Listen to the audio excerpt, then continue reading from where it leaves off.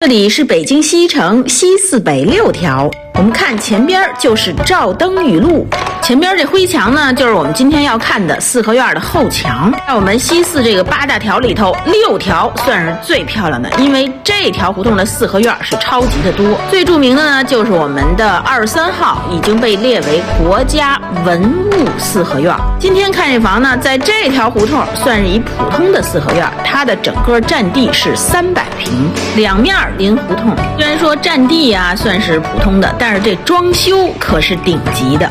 看啊，它这东南西北都有房，而且4面游廊，还把这院子呢一分为2，中间做了一个小桥流水。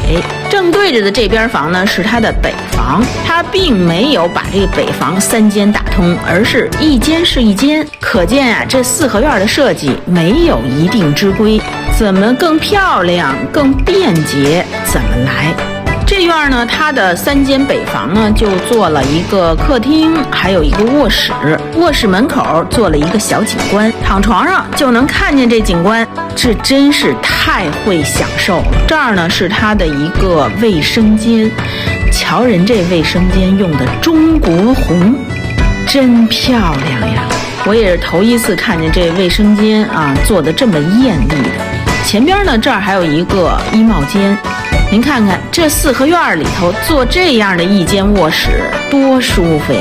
这迈了门槛儿就是院子，这冬天看雪景儿，夏天听蝉鸣。我们再到这小西房来看看，小西房呢是一小长溜啊，人家直接做了一什么呢？哎，这小房子直接就搞一麻将室。看这房顶啊，这是一个斜房顶半间房。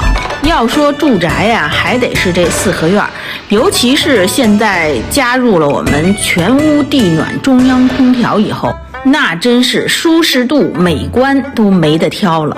当然了，前提得是有钱打底儿。你看这部分啊，就是这院子中间切了一部分，这边就做了水系。一长方形的院子切了一个正方形，再切出一小块来做景观，中间呢就建起了亭子，专门用来赏景儿。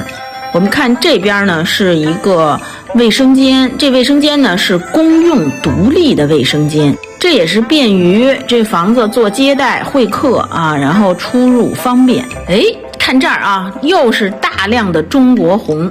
这间房呢是用来做餐厅的，10几人在这儿吃饭，这儿有个休息喝茶的地方。但是这红色往这儿一放，哎呀，真提精神儿。这边啊，南房3间房。北房也是3间，只是呢它隔成了客厅、书房，还有一间卧室。我们看啊，这灯光中国红，原木屋顶，您就说气派不气派？同样这些东西放到楼房里完全不一样。